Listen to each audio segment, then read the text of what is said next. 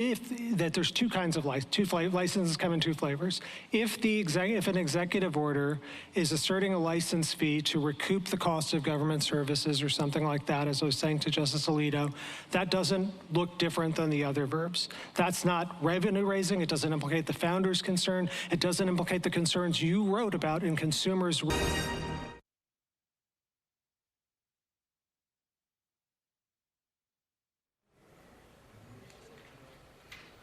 Right now at noon, New York City has a new mayor-elect. Zohran Mamdani defeats former Governor Andrew Cuomo, and today the mayor-elect hit the ground running, making some big announcements. Welcome to the Noon. I'm Bianca Peters. At a press conference just a short time ago, Mamdani naming his transition team. Let's get right out to Fox 5's Morgan Mikie, who's in Flushing Meadows Corona Park in Queens with more on all of this. Morgan. Hey, Bianca. Mayor-elect Zohran Mamdani holding his first event since winning the mayor's race last night and making it clear that he's ready to get to work. As you mentioned, he was just joined a few minutes ago by his transition team, and that includes former First Deputy Mayor Maria Torres-Springer, who resigned under Mayor Eric Adams earlier this year, saying that she was concerned about Adams' ability to run the city after his corruption case was dropped by the Trump administration.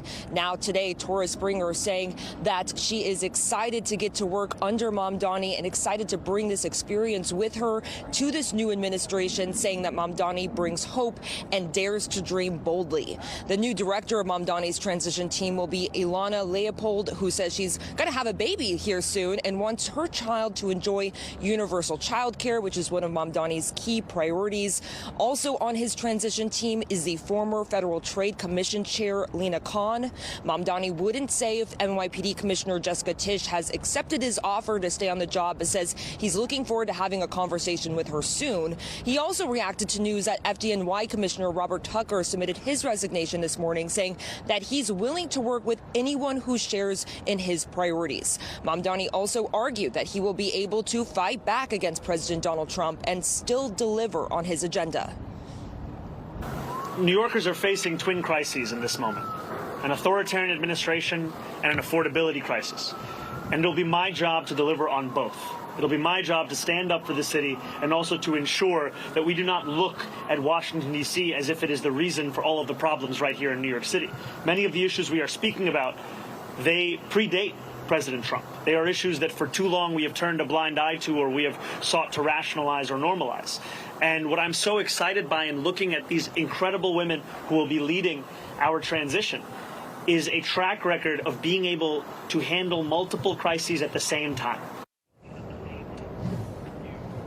Now, Mamdani said that Andrew Cuomo did not call him to concede last night. He said that Cuomo did call him after he lost the primary. He called Mamdani, but he didn't do so last night. Neither did Mayor Eric Adams, although Adams did say on Good Day this morning that he is going to be welcoming Mamdani into a meeting here soon to talk about the transition. Now, Mamdani says that Curtis Lewa did call him last night to concede and congratulate him on winning the race. Now, Mamdani also says he hasn't made up his mind yet on whether he's going to be moving in to Gracie Mansion, which is typical for mayors. He says he's still trying to decide. He's going to talk to his wife. Reporting live, I'm Morgan Mikie. Bianca, back to you. All right, Morgan, thanks so much. Meanwhile, Andrew Cuomo delivered his concession speech from a ballroom in Midtown last night after losing the Democratic primary. He ran as an independent but lost by about 9 percentage points. Cuomo did congratulate Zohran Mamdani on his win after a hard-fought campaign. He thanked his supporters, but also issued words of caution about the road ahead under a Mamdani administration. Feel proud because we fought our hearts out and we left it all on the field. Almost half of New Yorkers did not vote to support a government agenda that makes promises that we know cannot be met. We are heading down a dangerous, dangerous road. Well, Cuomo also offered his help and support to Zohran Mamdani as he transitions to running the city and pledged to continue working for all New Yorkers. Meanwhile, Curtis Sliwa conceded the mayor's race at a restaurant on the Upper West Side Tuesday night. Sliwa came in a distant third, earning about 7% of the vote. He resisted calls to drop out of the race, and in his speech last night, he blasted those who said that he shouldn't have stayed in. Sliwa wished Zohran Mamdani good luck, saying the city's success is resting on Mamdani's success. He also thanked his supporters. We have spent 2 years organizing this movement. It's not just Republicans or Democrats or independents. It's animal lovers. It's people who've been disenfranchised. People who have been pushed to the side, whose voices have not been heard. Now, he also warned Mamdani against sacrificing public safety and urged him to commit to improving the overall quality of life for all New Yorkers. Meanwhile, in New Jersey, what was thought to be a close race for governor turned into a commanding 13-point victory for Democrat Mikie Sherrill over Republican Jack Ciattarelli. Fox 5's Antoine Lewis is here with me now and talking about more on what's next for the new governor-elect. Antoine. Well, the governor-elect, Bianca, said that she would hit the ground running, and basically that's exactly what she's doing right now. She's in Trenton meeting with leaders, state leaders there to be brought up to speed this morning, including a private meeting with now Governor Phil Murphy. Later this afternoon, she'll be holding a news conference where she plans to introduce the team that will help her transition from governor-elect to, in fact, New Jersey governor. Now, Sherrill had a double-digit victory last night, receiving 56% of the vote, having strongly campaigned on affordability and fighting the rising costs of utilities. She told supporters last night that she understands the message the Garden State voters have now sent. So I'm going to hold government accountable, balancing individual liberty with collective responsibility, ensuring people are safe, healthy, educated, and free to pursue their dreams. I hear you, New Jersey. Good government doesn't just manage problems, it solves them. Sherrill went on to say that she did receive a congratulatory call last night from Jack Ciattarelli. The Republican candidate captured just 42% of the vote on Election Day. Ciattarelli was endorsed by President Trump and was aligned with many Trump policies. This was his third time running for governor of New Jersey. Sherrill maintained a lead over Ciattarelli throughout this campaign, which at $200 million, New Jersey state officials say it was the most expensive gubernatorial race in the state's history, Bianca. So, yeah, a lot of money was spent in this campaign. Absolutely, it was. A lot of money these days. Okay. Yeah. All right, Antoine, thanks so much for breaking it down. You. All right, next at noon, shocking video captures the moment a cargo plane explodes into a massive fireball in Kentucky. Coming up, what officials there are saying about the tragedy and what investigators know so far about the plane involved. Plus, a major piece of President Trump's economic agenda under legal scrutiny today. An update from Washington as the Supreme Court hears arguments against tariffs. And Audrey is here with forecast. Hey, Audrey. Hi there, Bianca. Well, we do have sunshine across parts of the area, but now we're starting to see some clouds invade our skies. Temperature's pretty good. We're at 60 in Central Park. Same thing at LaGuardia. Atlantic City is at 66. The winds will get your attention today. I'll have the details coming up after the break.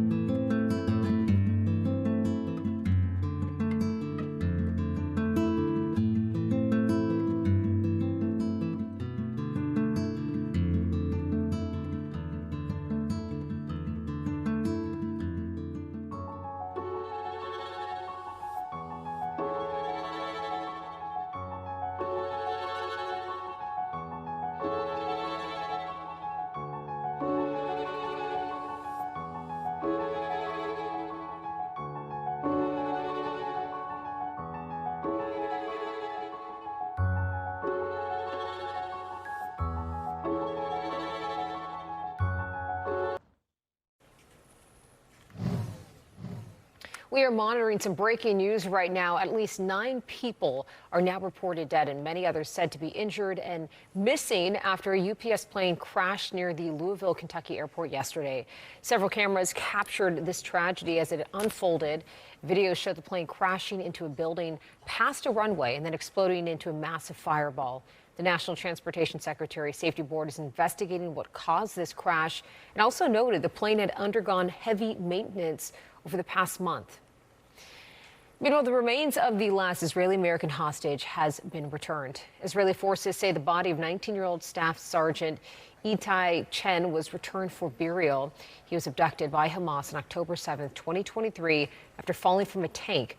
The Israeli military confirmed his death in March of 2024. Hamas has now returned the remains of 21 hostages as part of a peace deal brokered by the U.S. just last month. And coming up, does the president have the power to impose tariffs at will? That is a question the Supreme Court is considering today. We've got an update from Washington on the arguments. Plus, officials in Jamaica say the country will need incredible amounts of aid to bounce back from Hurricane Melissa. The price tag they're now putting on this damage.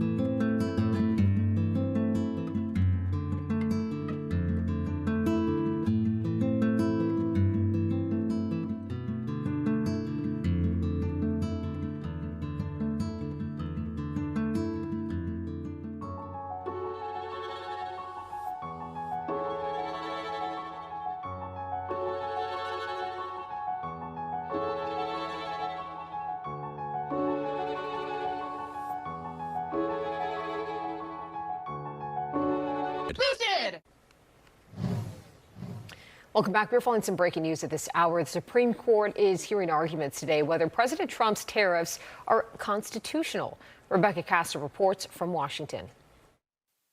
This case before the court could be the most consequential this term, and President Trump is calling it a life or death situation for the country.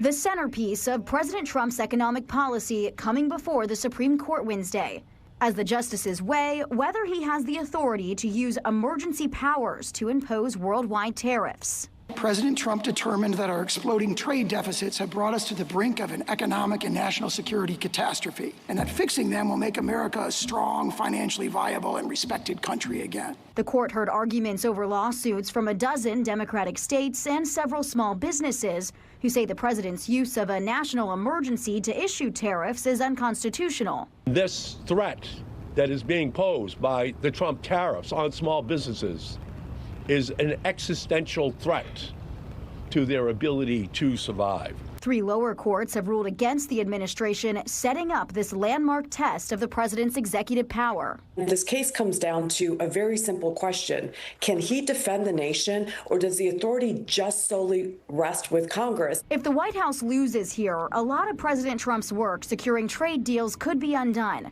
And the administration may even have to return billions of dollars worth of levies it's collected so far. President Trump just secured one of the greatest trade deals in the history of our country with Asia and other countries, and he has to be able to do that to protect America. If the justices rule against the president, he could impose tariffs under other laws, but would face more limitations on how fast he could act. In Washington, Rebecca Castor, Fox News. Meanwhile, authorities warning that the flow of critical food supplies to the Caribbean can't slow down. UN officials say many communities in those areas have been devastated following Hurricane Melissa. The Prime Minister of Jamaica says the damage estimates are at least $6 billion. The U.S. State Department is pledging $24 million in disaster relief funding, and that aid is going to Haiti, Cuba, the Bahamas, as well as Jamaica. I know how difficult it is to see or to hear of the death of a loved one.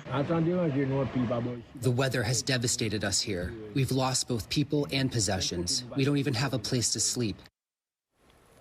Hurricane Melissa claimed dozens of lives last week, and officials are warning that death toll can still rise. Meanwhile, let's turn now to our weather to see what's in store for us this afternoon. A live look outside today. Meteorologist Audrey Puente is at the Weather Center with more on all of this. Audrey. Hi there, Bianca. Well, we're generally seeing increasing clouds across the area today, and there is the chance of a couple of isolated showers as we go into the evening. But what's really going to get your attention are the gusty winds that we're experiencing across the area. And temperatures not too bad right now. We're at 60 degrees in Central Park, 61 in Islip, it's 64 down the shore in Belmar. Off to the north, we have 60 in White Plains, and we're in the 50s in Poughkeepsie and up towards Monticello. Now, these temperatures are slightly milder than they were at this time yesterday, and our winds have picked up in speed. Right now, they're sustained between 10 and 20 miles per hour on average. However, gusts at this hour are as high as 24 miles per hour in Central Park, 26 in Islip, 22 down the shore in Belmar, and even up to the north and further inland in the Hudson Valley, we're seeing wind gusts at 21 in Poughkeepsie and 26 in Monticello. Now, these winds, they're going to pick up in speed tonight and get very blustery, in fact, howling across the area. And that's why the National Weather Service has issued several advisories across the region. We do have a high wind watch for Long Island and the 5 boroughs. We have a high wind warning for parts of the Hudson Valley. This is where we could get wind gusts up to 60 miles per hour as we go into tonight and tomorrow morning. And there's a there's a wind advisory rather across areas shaded in the middle here. Again, in the city with the high wind watch, we could have wind gusts up to 50 miles per hour, and that will last from tonight right into early tomorrow morning. We have a front in our vicinity that's helping to bring in the chance of showers. It's also going to bring in the cloud cover and usher in the gusty winds across the area. Right now, it's generally a mix of sun and clouds. We do have a couple of showers forming here off to the west, and the cold front is still off to our west here, but it will be pushing eastward here, and that will help bring us a bigger chance of showers as we go into the evening hours tonight. That front is draped across the Great Lakes right now, but in advance of it, we'll see some milder temperatures because we're on the southern side of a warm front. Behind the front, though, it does turn dramatically colder, and of course factor in the winds, and it will feel really chilly across the area as we go into tomorrow. High pressure will work in here for tomorrow, so that will set us up for drier weather as we go into Thursday here. Here it plays out in our future cast. Again, we'll have a mix of sun and clouds today. Here come the showers. They start to arrive here right around dinner time, but it's really in the early evening, right around 8, 9 o'clock here as we go into the nighttime hours, where we'll start to see some spotty showers rolling in here. The front pushes through by let's say around midnight, but on the back side of it, very strong northwest wind flow. Right now we're in the southwest wind flow. It'll shift to the northwest, pick up some moisture off the Great Lakes, so we could see a few lake effect rain or snow showers as far south as Sullivan County. Check this out by tomorrow morning. Could see a few flakes flying in and around Binghamton, heading down towards Sullivan County on Route 17. Then we'll go into full sunshine as we go into Thursday, and the winds will begin to kind of slacken off as we go towards the afternoon. Then our focus will be on another front coming in from the west. This one will produce more shower activity across the area, but this will happen on Friday night. So most of the daytime hours will be just fine, just like today. Even though it'll be mostly cloudy, the rain will hold off until this evening. We're looking at a high of 64 in the city. Tonight, watch out for a few showers early. We'll have a temperature of 45. The winds will be howling overnight. You'll hear it through your windows. And tomorrow will be another blustery day with a high of 54. But factor in that we do have those gusty winds, and that 54 will feel more like 44. So bundle up. Bianca? All right, getting ready for it, Audrey. Thanks so much. Meanwhile, we are following some breaking news right now. Police say 4 bodies have been found in an apartment in the Bronx. Dan Rice is in Skyfox HD, and he's going to be over that scene and giving us more information as soon as we return from break. Stay with us.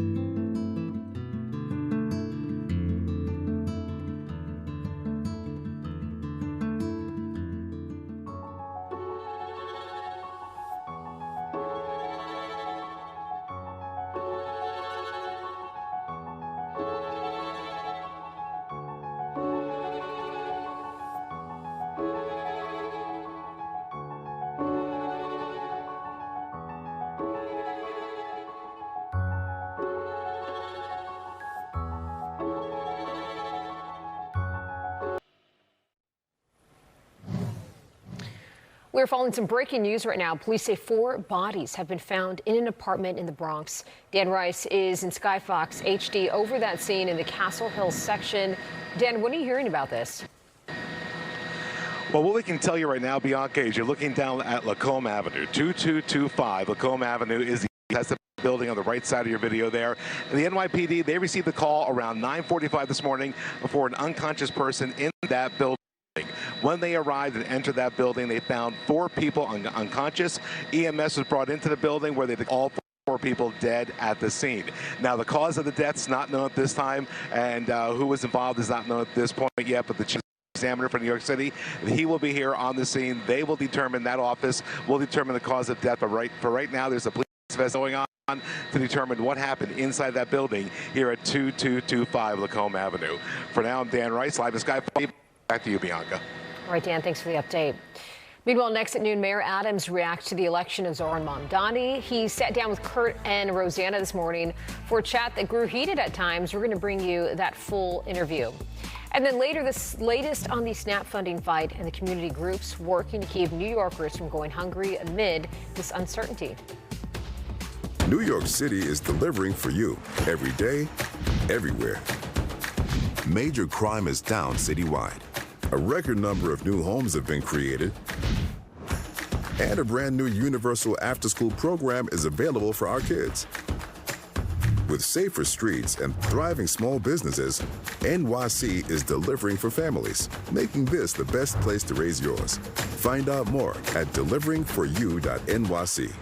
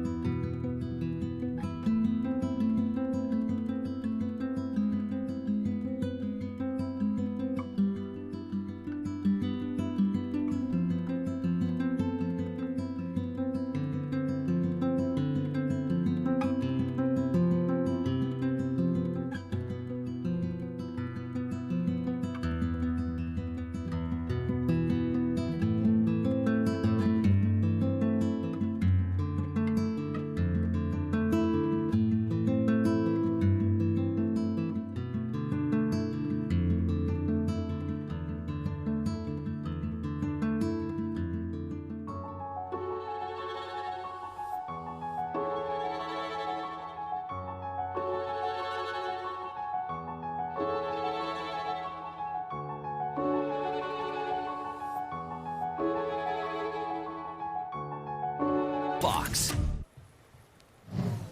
All right, it is the bottom of the hour. We've got a lot more coming up here, starting with this. We're getting Mayor Adams' take on Zohran Mamdani's win last night.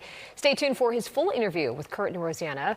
Plus, we're live at Harlem Food Pantry. That's where organizers are helping New Yorkers navigate the uncertainty over SNAP funding. But let's first get another live look outside right now on this Wednesday. Okay, you know, at least it's not raining. I was hoping for a little bit more blue skies, but you know what? This is the best. We'll take it. Audrey. I love that, Bianca. You're seeing the silver lining in the cloud cover that we see in that image, for sure. Well, it is sunny across parts of the area, but that will be short-lived because we are seeing increasing clouds across the area. We're also experiencing some blustery winds. The National Weather Service has several wind advisories, watches, and warnings for the entire tri-state area. We will be experiencing wind gusts up to 50 to 60 miles per hour starting tonight, and that will last right through Thursday morning here. Right now, the winds are sustained between 10 and 20 miles per hour on average. We're getting gusts as high as 24 in Central Park, 25 miles per hour in White Plains, 28 in Monticello, and 22 mile per hour wind gusts being noted here in Belmar. Also, interesting to note is the wind direction coming in from the south right now. It'll shift to the southwest, and once a front pushes through, it'll shift from the northwest. So not only will we have the blustery conditions, but that northwest wind will also help usher in some very cold Canadian air across the region here. We can see some colder temperatures off to our north, but we're sort of tapped into some milder air, and that's why we have a temperature of 60 in Central Park. We're up to 67 in Philly and 66 down in Atlantic City. But here's the colder air mass that'll be working in behind the front. Temperatures there in the 30s and 40s. We're going to see or feel temperatures will feel like the 40s as we go into tomorrow, even though our highs will be in the 50s. But again, we're going to have that blustery wind behind the front. High pressure will nose its way in here too, so that will give us dry weather tomorrow. But first, we have to get through this frontal passage, and with it will come some shower activity later on this evening. Just a few passing showers roughly between 5 and 10 p.m. tonight. They'll be relatively light, but you may want to have your umbrella handy during that time frame, especially north of the city in the Hudson Valley. Right now, we're just experiencing increasing clouds. We're seeing more sunshine off towards central and southern New Jersey here. And a look at the futurecast shows those showers kind of coming in here after about 5 o'clock or so. First in the Hudson Valley, then we'll see a bigger line developing along the front here, but not that impressive, but just enough to coat some of the roadways here, make things a little slick during the evening hour. That front pushes offshore tomorrow, and we'll have a very strong blustery northwest wind coming behind it. That's going to pick up some moisture off the Great Lakes and deposit it in the form of lake effect rain showers and even some snow showers that could creep as far south as parts of Sullivan County, maybe even into the Poconos. So that's something to be aware of. You could see a few flakes flying there. Everyone else will stay dry for Thursday here. We'll have plenty of sunshine, but again, it will feel brisk, not only because of the winds, but temperatures will also take a dip too, about 10 degrees colder tomorrow. And of course, factor in the winds, and it feels even chillier, more like the 40s. Friday, we'll do it again. We'll start out with some sunshine. The clouds will be on the increase, and then another front will bring in some wet weather as we go into the evening. So today we're looking at a high of 64. We'll drop 10 degrees tomorrow, and then we're back into the 60s by Saturday. Bianca, over to you. All right, Audrey, sounds great. Thanks so much. Now to this TV interview going viral, and it all unfolded on Good Day New York this morning. Mayor Eric Adams joined Kurt and Rosanna to talk about last night's election results, but things got heated when the mayor was pressed about the police commissioner staying on the job. Here's the exclusive interview in case you missed it. Did you expect that big win last night? No, I thought it would be closer. I am really happy to see over 2 million New Yorkers come out. It's unfortunate that approximately 2 million decided not to come out and make a determination on the future of the city. I think that there needs to be a level of participation from all New Yorkers because these races are extremely important. So yesterday when you voted, you said after you walked out that New York City is not a socialist city. Maybe it is. How you feeling this morning about that? Well, I still believe it's not. You know, as I stated, it's unfortunate. Over 2 million New Yorkers did not speak. And I think that I want to encourage New Yorkers to come out and let your voices be heard. You can't allow the numerical minority to determine the outcome of what the city is going to be. But I think that's yesterday's news. January 1st, I'm going to be handing off I like to use the plane analogy, to a new pilot, and that's Zohran. He's the new pilot of this city, and I'm on this plane with him, and there are no parachutes on this plane. As I say over and over again, we can't pray for the plane to crash. We have to pray for him to be able to land it, and I'm going to do everything I can could do as possible to use my experience to assist him in navigating the turbulent winds and turbulence that we have in front of us. Okay, so how does that transition begin? Take us kind of step by step here, because we've got 57 days until the new mayor takes over. Before we get to that, have you even had a conversation with him? I know it's only been about 12 hours. No, after these elections, there's so much energy. I've been there. I know the jubilance. I know how everyone is in his ear right now. The young man needs time to breathe. And I have time to sit down and speak with him and give him an opportunity like Bill de Blasio did with me. I'm going to invite him here again to Gracie Mansion and sit down. And our team has already started several months ago, putting in place all of the documentation that's needed. We're going to give him a good start. We're going to explain all of our policies. We're going to give him a book of them, and we're going to let him know why we implemented the policies and what are some of the things that we would suggest for him to continue and what we learned, and just really give him a good start so that he can start hitting the ground running. Would you suggest people in your administration that he should keep, and would that include the current police commissioner, Jessica Tisch? Trust me when I tell you, I do not have to suggest it. He knows that you're going to need experience. You're going to see many people from the Adams administration still in place, including the police commissioner who just announced record levels of decrease of shootings and shooting victims, the lowest level in the city's recorded history, in the safety of our subway system. Our policies won. No one is going to argue that we did not create more jobs, that we did not bring down crime to low levels, that we did not build more housing than any other administration. And many of those team members, I'm sure you're going to see some familiar faces because we built a good team. I know, I just want to be clear here. You said you're going to see many people from the Adams administration stay, including the police commissioner. Did you mean that, or did you misspeak? Or do you know that she's going to stay? No, I don't make the determination on who is going to be part of the next mayor's administration. He stated at his debate that he was open to keeping the police commissioner, so I'm not misspeaking. He spoke, and that was what he stated. So if he makes that determination, it's a smart move. But mayors pick their team and their staff to execute their policies, and he'll make the determination who he wants on his team. But I believe a lot of my team members will still be there because they have the experience. So are you saying that you think the commissioner's going to stay?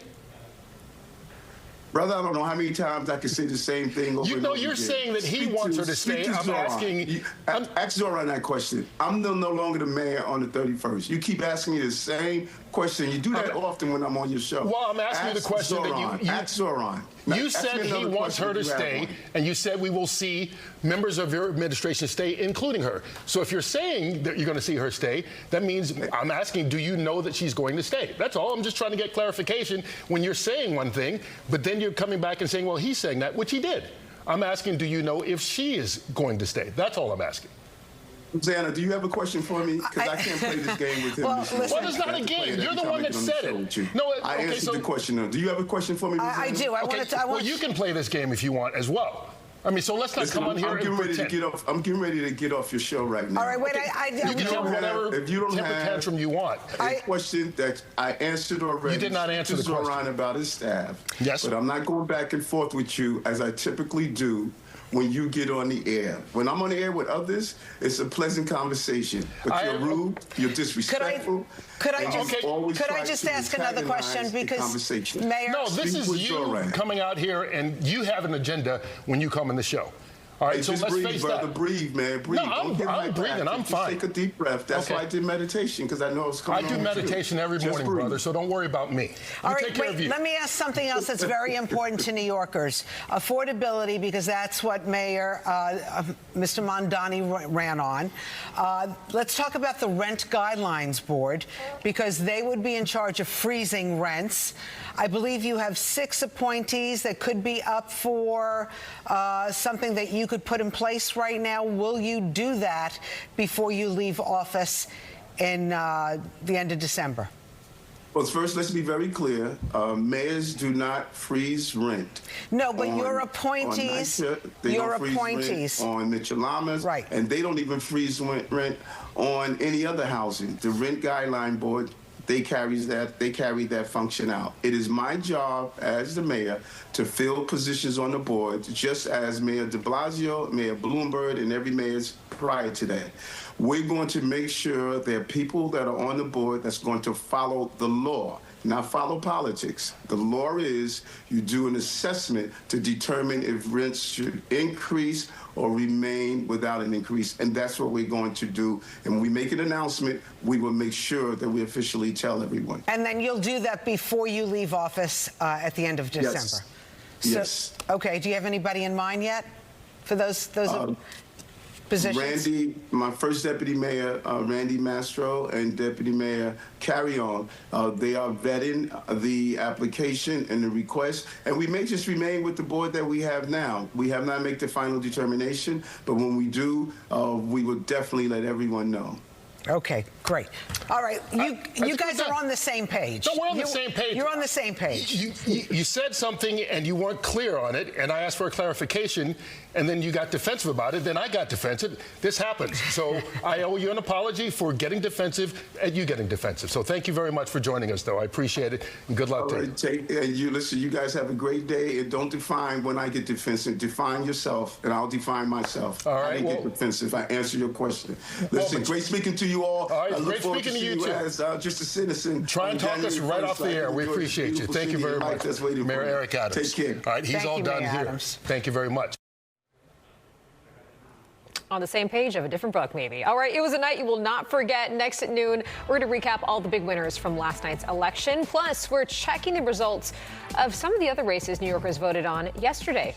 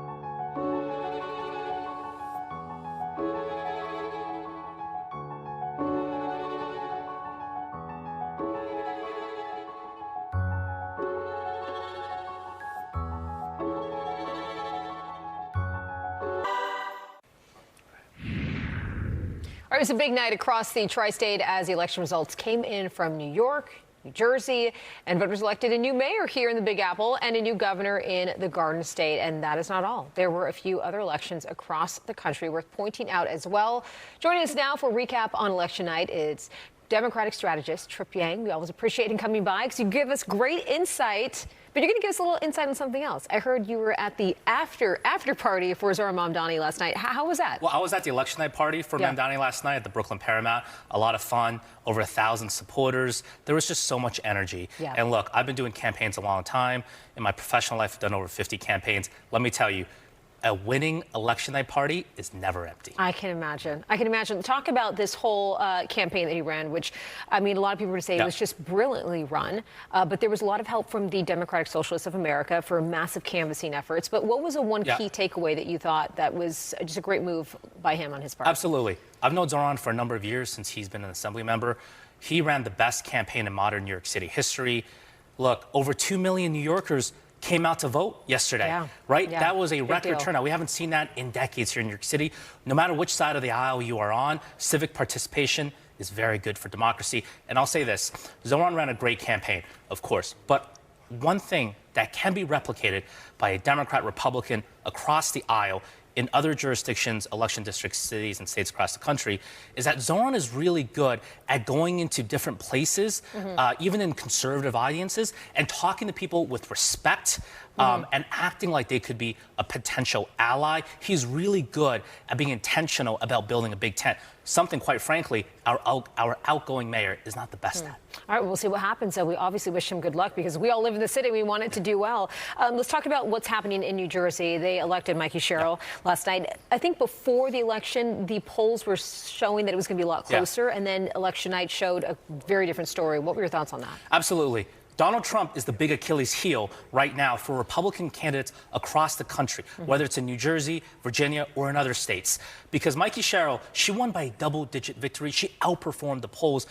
It reminds me a little bit about 8 years ago when Phil Murphy, the Democrat back then, he's actually a little bit more liberal, a little bit more progressive than Mikie Sherrill.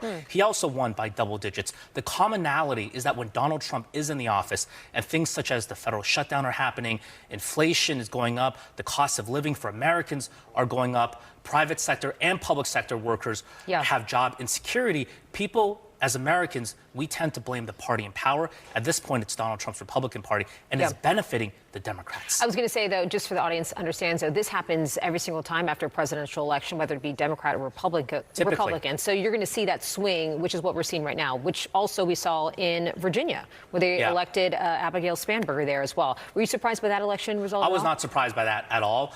Virginia leans Democrat. Abigail, Spanberger, former CIA officer, national security background, well-accomplished congresswoman. I was not surprised by that result. The only thing that was a little bit surprising is that many folks actually had New Jersey as a more competitive race than Virginia. At the end of the day, both of those states were fairly, consistent blowouts for the Democratic Party. Yeah, absolutely. And real fast before you go, California redistricting, they voted yes on that. Any a huge legacy item for former Speaker Nancy Pelosi, as well as the Governor the Governor Gavin Newsom, who looks to be running for president. At the end of the day, California is a deep blue state, probably even deeper blue, deeper Democrat than New York State is. Again, with Donald Trump in office, it supercharges Democratic energy, Democratic donors, Democratic activism. All right, we'll see what happens. Tripp, always a pleasure talking to you. Thank you so much for coming on and giving us your opinions on these things. All right, stay tuned. We have more noon straight ahead. Stay with us.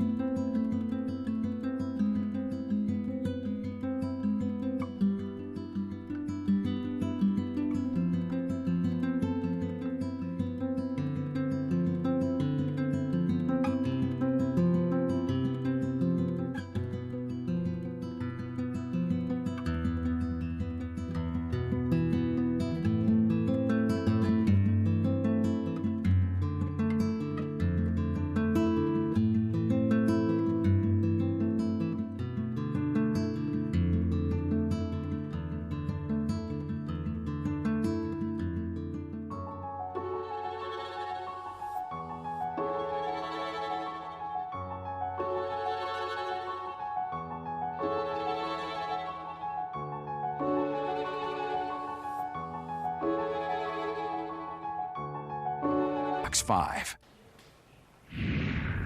All right, taking a look now at some of the other races on Election Day. Manhattan District Attorney Alvin Bragg cruised to his second term, picking up 74% of more than 480,000 votes cast. It was a three-way race. His challengers, Republican Maud Moran and Independent Diana Florence. Moran took 21% of the votes, while Florence picked up 6%.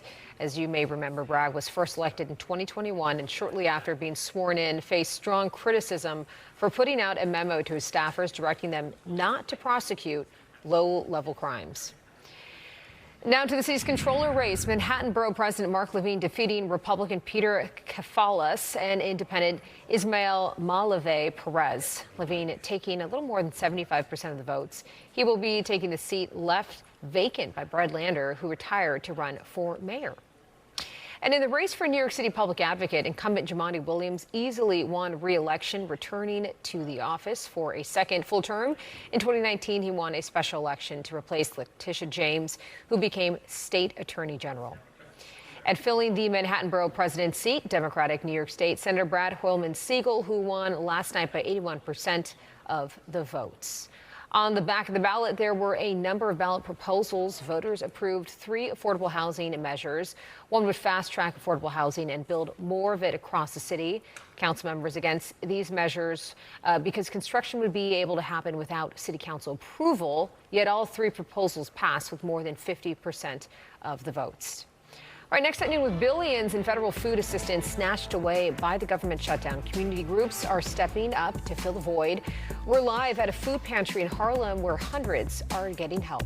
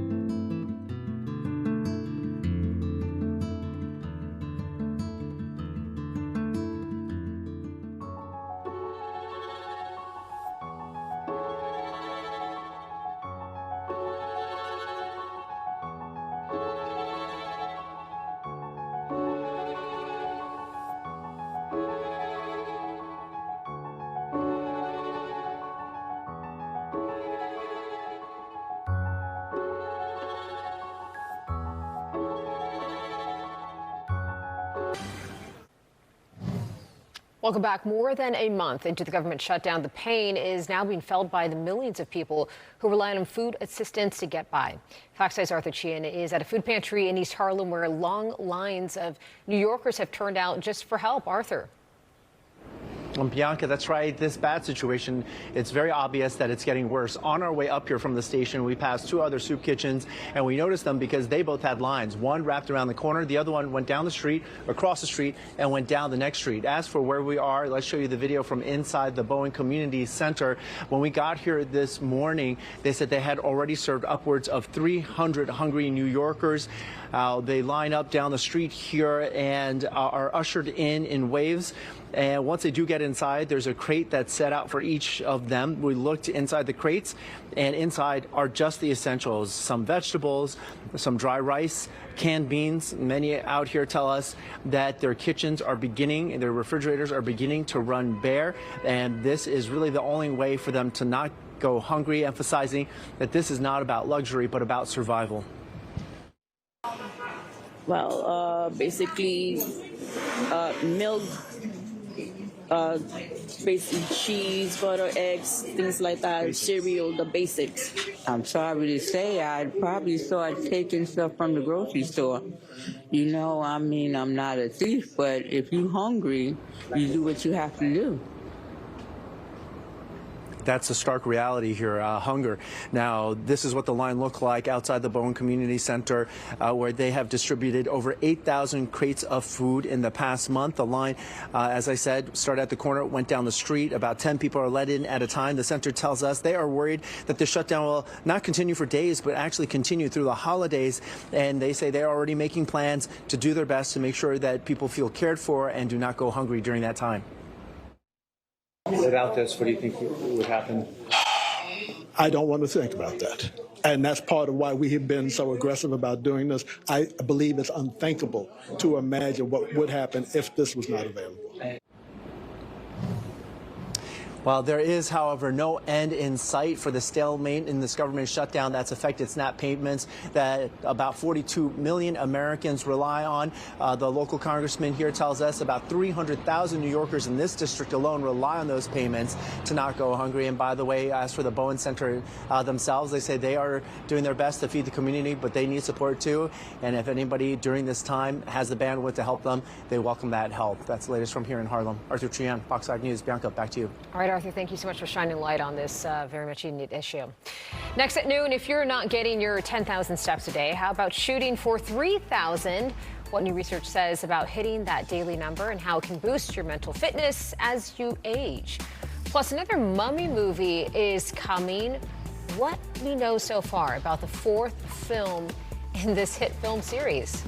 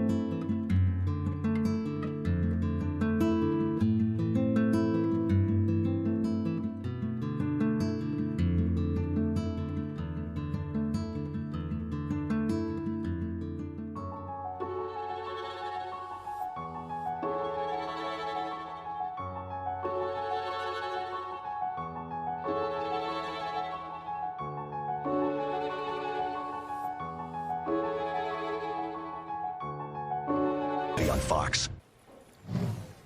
Well, taking a few thousand steps a day may help reduce your Alzheimer's risk. The study published in the journal Nature Medicine on Monday tracked about 300 older adults for up to 14 years. The study found cognitive decline progressed slowly if participants were more physically active.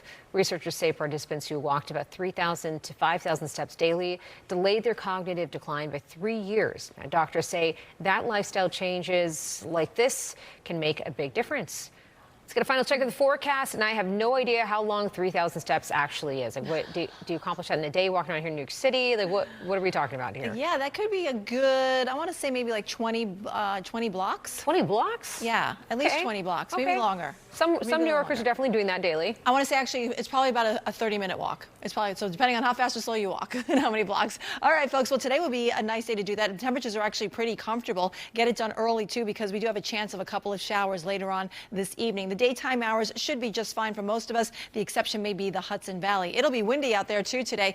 We do have several wind alerts in place here. There was a high wind watch earlier that's now been shifted to a wind advisory. We could still have gusts up to 50 to 60 miles per hour across the region starting tonight as well as into tomorrow morning. We're looking at highs in the 60s. Tonight we drop back to 45 in the city. Colder tomorrow and windier, which means that 54 will feel more like 44. Gotta layer up, Bianca. All right, looking forward to it. Audrey, thanks so much. That is our show, but before we go, here's one last thing to leave you with. Another Mummy movie is coming. Brendan Fraser and Rachel Weisz are returning for Adventure, the blockbuster film which follows a treasure hunter who accidentally awakens a cursed Egyptian priest with supernatural powers, will be the fourth installment in the franchise. Now, the duo of directors known as Radio Silence is behind The Mummy 4. They also helped reboot the Scream franchise. Cannot wait to see this one. We'll see you tomorrow on 25 Words or Less. And if you want more news, tune into the Fox local app streaming right now.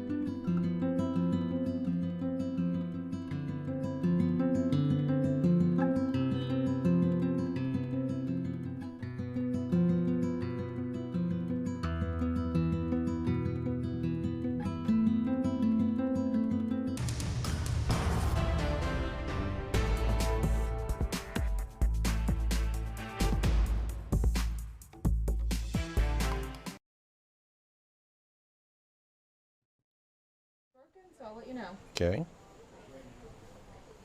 All right, everybody, you're taking a live look outside at the Big Apple. You're seeing different scenes. You're also noticing some sun is out there. We're going to get more into that in just a moment. Oh, there is the nice Times Square area there. Happy to be with you, everybody. I'm Antoine Lewis. Welcome to Newsroom Live on this post-election Wednesday. A lot to unpack. We know that we had several races in the tri-state that were being watched all over the country, all over the globe, and we are going to unpack all of that for you, beginning with the race for New York City mayor and what's going on right now. My producer Alex is telling me actually we're going to go to New Jersey because Governor-elect Mikie Sherrill right now is announcing her transition team, and we didn't know if she was going to start on time or not, but apparently, Alex, she is starting on time. So let's take a listen in to the New Jersey governor-elect and then more about that victory and the impact it's going to have in just a moment. But let's listen in.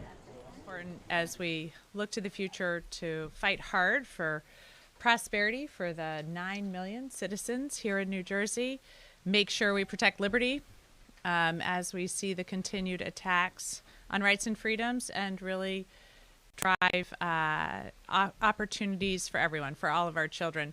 So as governor, that's exactly what I'm going to fight to do. And we want to get some great people into the administration, which is why today I'm going to announce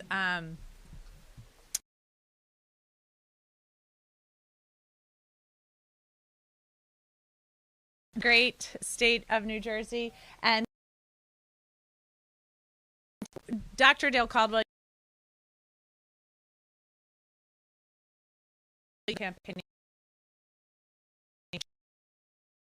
the state for decades now as an educator, worked at the state level, a minister. So just to let everybody know what's going on, the feed, this news conference is taking place in Trenton or in the Trenton area, so there could be signal issues, which is why you're seeing some of the hits and why it froze right there. But that is our camera crew that is there, so just to explain what's going on. But again, she's announcing her transition team. We wanted to bring you up to speed and let you know what was going on, Alex and I. And let's try to go back in now just as she's talking more about her agenda and again, the team. Incredibly excited that both of them have agreed to do this. Kelly's been at it for some time. We started some time ago, and then I had to duck out the last couple of weeks because I had another thing going on. But here we are, ready to go. So without further ado, maybe I'll have you guys say a few words. Thank you, Mikie. I want to begin by thanking Governor-elect Mikie Sherrill. Let me say that again. Governor-elect Mikie Sherrill, for the confidence she's placed in me as Lieutenant Governor. We've worked very well as a team, and I'm just excited to move forward. You know, and it's an honor to serve the state in this really, really important capacity. You know, I'm proud to be part of a team that's focused on building a world-class administration filled with folks who are as committed as we are to making a difference. Governor-elect Sherrill has inspired so many people across the state with her leadership, grounded in integrity, in compassion, and a deep commitment to public service. As chair of this transition, my goal is to ensure that the same values guide every decision we make as we prepare for the administration, her administration, to take office. The work of the transition is both practical and aspirational.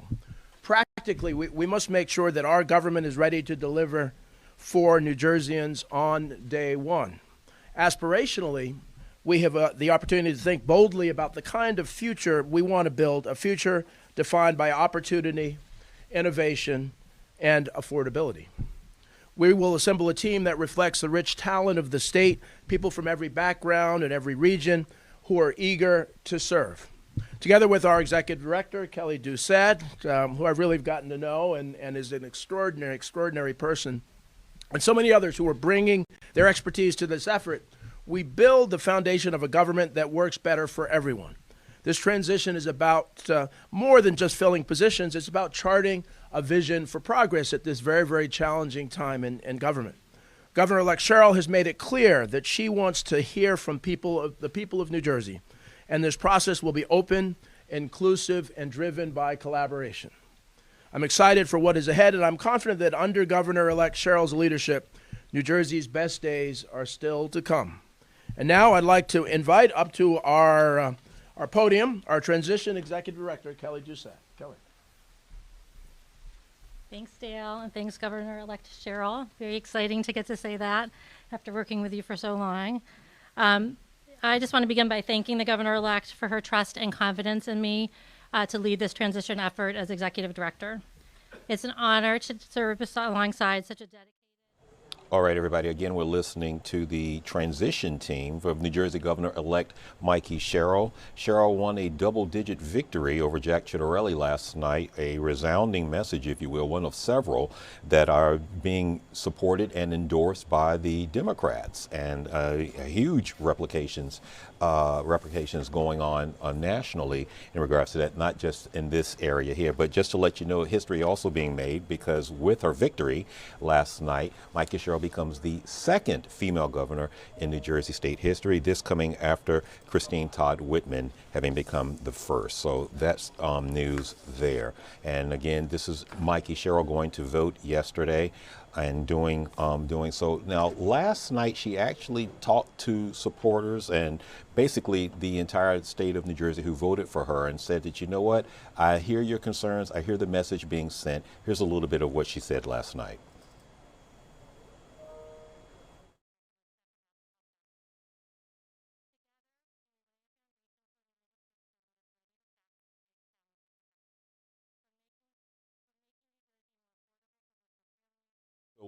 So what she said basically there, and then again, that was Sherrill joined by her family. She just said that she heard she was going to hold the government, meaning within the state of New Jersey, meaning the federal government, accountable. And she campaigned on her record as 4 terms as a U.S. congressperson. She also campaigned on affordability and promising to freeze utility hike rates on day one. So the electorate will likely hold her accountable for that, to make sure that she delivers on those promises, which she said she would hit the ground running and that she intends to do. Now, let's talk about the race for New York City mayor as we keep our eye on that news conference, Alex and I, coming out of Trenton. But a big victory, if you will, for the Democrats here in the city of New York when Democratic Socialist Zohran Mamdani was elected resoundingly the next mayor for New York City, winning 50% of the vote yesterday. His campaign focused on a number of social programs that resonated with voters, and his win is historic because he's the first Muslim mayor of New York City and the youngest in 100 years or so at the age of 34. Now, today, he announced his transition team, which is also groundbreaking because it's all female, and it actually includes several members of the current mayor's administration, Eric Adams. Now, we understand also from comments that he made earlier today, meaning the mayor-elect, that he did not hear from the second closest person in the race last night, that being former Governor Andrew Cuomo. He says that Cuomo did not call him to offer his congratulations, but Cuomo did tell his supporters that he plans to work with the current mayor-elect's administration once that takes effect next year, meaning just in a cooperative form. One of the points that Cuomo tried to make during his campaign to sway voters against Mamdani and into him, he cited a lack of experience, if you will, on Mamdani's part, even though Mamdani is an elected state assemblyman with at least 3 terms there. So that was just one of the arguments that Cuomo used to try to sway supporters his way. But Cuomo receiving just over 41% of the vote last night. And again, Mamdani saying he hadn't heard from him, but Cuomo telling his supporters at his watch party last night that he does plan to work with the administration. And the third candidate for New York City Mayor, Curtis Sliwa, did call to concede the election from what we understand. And again, he's offering his support to the Mamdani administration once they are sworn in next year. And he's also promising to make sure that he's keeping the mayor-elect to his promises and holding him accountable to the things that he says he's going to deliver on, because Sliwa told supporters last night that the message is that all New Yorkers, matter, and not just any one particular portion of that. So that's your recap there. And we're going to take a quick break. We're going to talk weather, and we're going to go over a couple of more national headlines. And we're also going to be hearing from current Mayor Eric Adams in a very fiery exchange with our morning show this morning. All of that's coming up. More Newsroom Live when we return.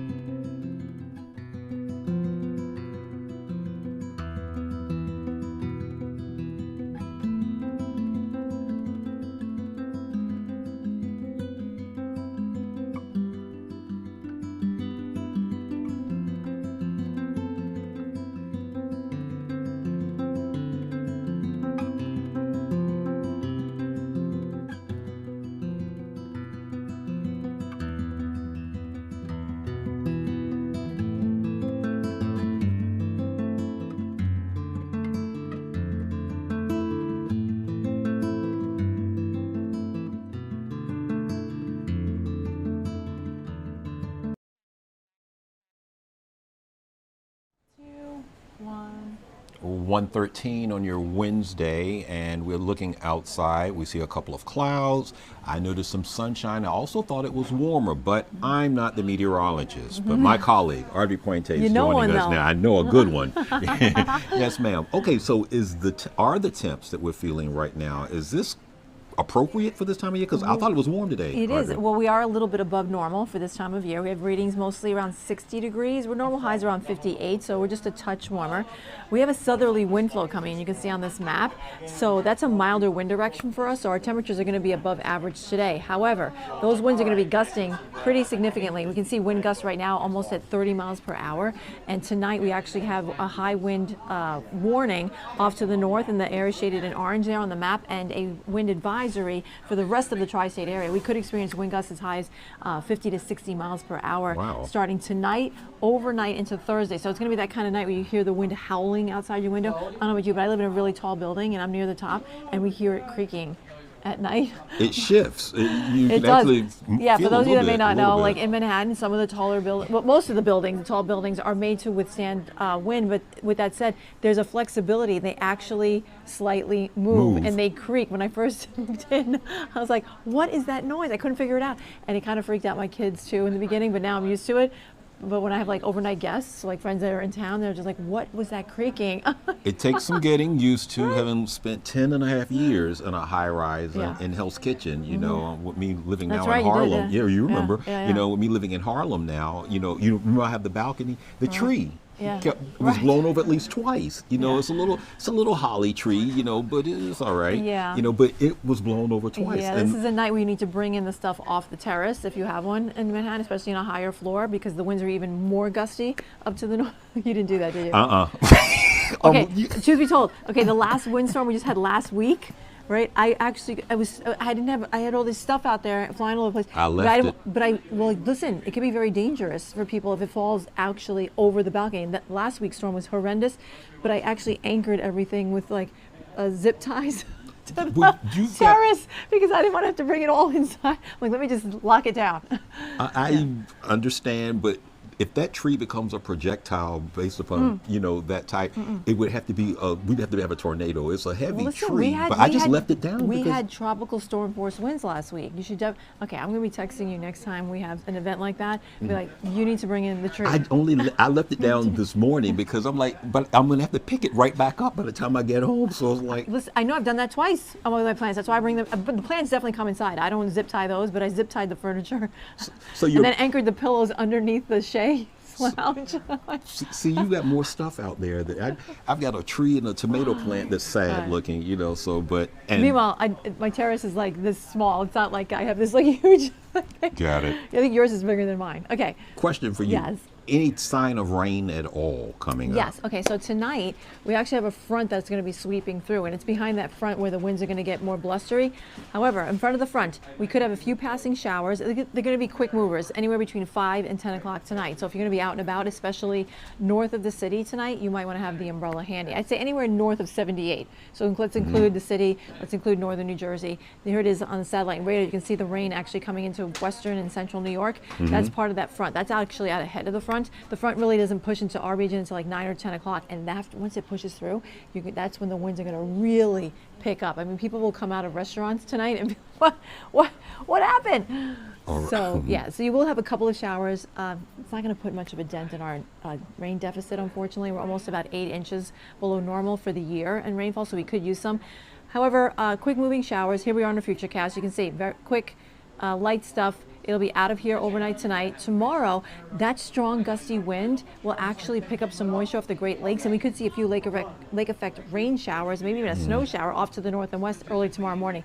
Then we have another front coming in Friday night. Same story, where we're going to see the rain showers coming in at nights, which is good news. So if you have to get out and about during the day, you should be just fine. But the temps are going to drop. I thought I maybe heard you say in our new newscast. So let's just share it. Okay, so tomorrow we're going to drop 10 degrees. Factor in the gusty winds. It will feel like 45-ish tomorrow, which is pretty cold. We bounce back up to 60 by the end of the week, but then over the weekend, another front comes through, and our highs will only be in the 40s starting on Monday next week. So yeah, you need to start blowing the dust off some winter gear here and be bundled up as we go into next week. So now we have a cold, it's actually a cold Arctic blast that's coming in starting on Monday. There it is on our 7-day there. Highs will be in the 40s. Actually, I think we're blocking. Well, That's okay. Look There at we the go. low 47 on on Friday, Monday. man. Tuesday, Oh, good grief. 45. I know. Look at that. 30. Look at that. 34 on Tuesday. It's going to be, what do they call it? Brick. Brick, yeah. Yeah. So It's not really that. That's really not that's kind of an exaggeration. But we haven't been there yet. So this season, so people are going to be like, oh my God, what happened? question for you. You've been a meteorologist covering weather in the tri-state for 25 years and growing, you know, like that. Has the patterns, do they fit normally for this time of year? Is it what you are typically seeing this time? Right. Yeah. This sort of like November is sort of like a transition month where we start like getting bouts of like Arctic blasts starting to work their way out of Canada. So this next week it'll be our first real Arctic blast. We haven't had one yet. Yeah, we have these up and down cold spells, but again, we're sort of like in a transition right now. We're still in fall. We're not at winter yet. Let's not push. That happens in December. But we're slowly getting there, and this is actually on par for the course. Yeah. It is on par. Yeah. All right, so Melissa left us, has moved on. Yeah. Anything we need to worry about in the tropics? Not right now, but we are still in hurricane season. I know. It ends the end of the month. I think I saw a statistic. I think we have about 6% of the season left, which sounds optimistic. Right. However, we've had tropical storms. There was one in January. Yep, one I time. remember. Yeah, we've had them after November 30th, but right now it doesn't appear in the near future of the tropics forecast that we're going to see anything happening. Did you see that exchange this morning between our Kurt Menefee and Rosanna and Mayor Eric Adams? I did. You did, right? All right. It got hot. It was Okay. very heated. It was very heated. Well, in case you didn't see that exchange, Alex, we good to go with that one? Yes, okay. we are. All right. Hang on for this one because Forecast this is for some heat in the studio. just to set this up. This was the mayor's coming on our morning show, you know, post-election to talk about the election results and the path moving forward. And just take a look at this. Do you suggest people in your administration that he should keep? And would that include the current police commissioner, Jessica Tisch? Trust me when I tell you, I do not have to suggest it. He knows that you're going to need experience. You're going to see many people from the Adams administration still in place, including the police commissioner who just announced record levels of decrease of shootings and shooting victims, the lowest level in the city's recorded history in the safety of our subway system. You know, our policies, no one is going to argue that we did not create more jobs, that we did not bring down crime to low levels, that we did not build more housing than any other administration. And many of those team members, I'm sure you're going to see some familiar faces because we built a good team. I know, I just want to be clear here. You said you're going to see many people from the Adams administration stay, including the police commissioner. Did you mean that? Did you misspeak? Or do you know that she's going to stay? No, I don't make the determination on who is going to be part of the next mayor's administration.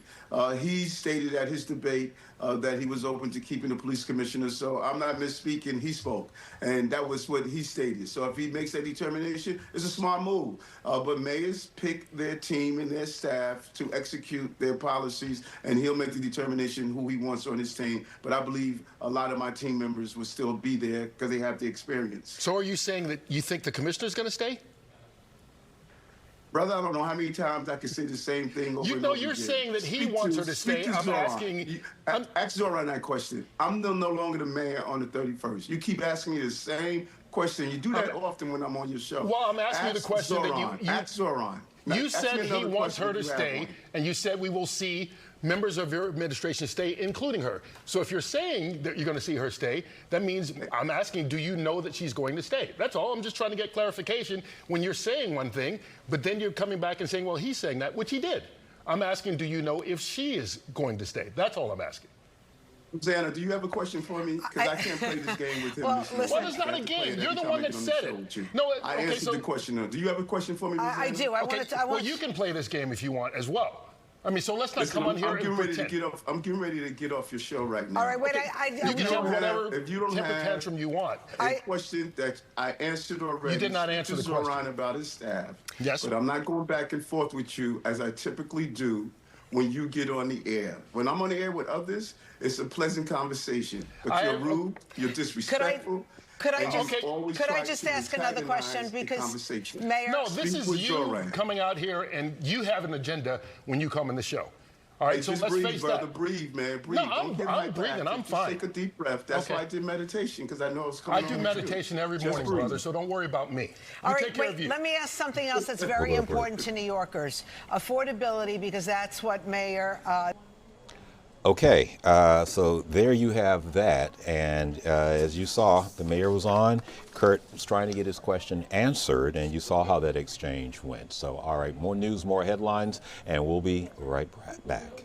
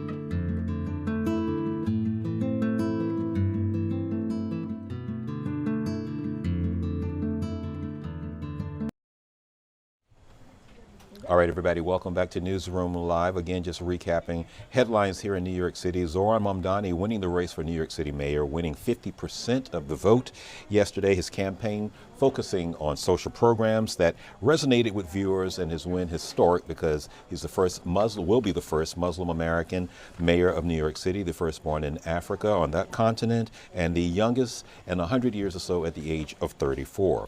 Now, former Governor Andrew Cuomo falling short last night, receiving about 42% of the vote.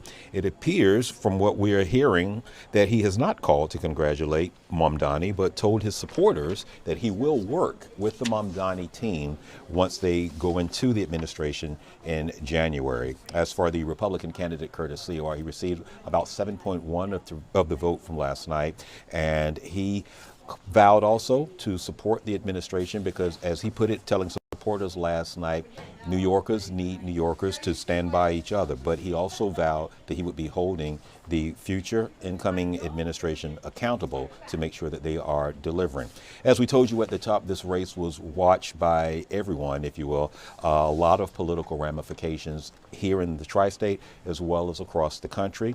The president making it no secret that he was not endorsing, he was not supportive of the Mamdani campaign, instead telling his supporters to get behind Andrew Cuomo. Anyway, and from one of his first comments, the mayor-elect actually responded to the president's lack of enthusiasm about his campaign victory, and we'd like to play a portion of that for you now. I think the lesson for the president is that it's not enough to diagnose the crisis in working class Americans' lives. You have to deliver on addressing that crisis. This is a president who ran a campaign on the promise of cheaper groceries, and now, as was said by one of our co-chairs, has gone so far as to cut SNAP benefits for close to 2 million New Yorkers. Someone who is literally making it harder to afford those same groceries whose price he was decrying not that long ago. And what scares Republicans across the country is the fact that we will actually deliver on this agenda. And the contrast is something that they cannot bear to witness. And I try to keep my focus similar to that cover on the New Yorker where the world ends in New Jersey. And thinking about what this means for our city instead of for our nation. And I will tell you that for our city, what left me with such great hope last night were the stories from so many New Yorkers who had never voted before, who had lost hope in politics years ago. And to stand here before you, having received over 1 million votes in an election that saw turnout the likes of which we haven't seen since 1969, it shows that politics, once again, is offering more than just a settling for the crumbs that are not able to meet the needs of so many families across the city. We are finally offering a vision that can meet the scale of the crisis in working class New Yorkers. Thank you very much. All right, so there you have that there, the mayor-elect responding to the lack of support, if you will, lack of enthusiasm from the White House in regards to his historic victory there. Just a little bit about how that transition will take place. It will be on January 1st when Mamdani will be sworn in. Now, we haven't yet learned of how he plans to be inaugurated, if you will, sworn in, but we can tell you that his predecessor, the current mayor, Eric Adams, did so at the Times Square ball drop on the 31st of December, and that the mayor before him, de Blasio, did his at a ballroom. Alex is counting me down. She's telling me. Thanks for watching Fox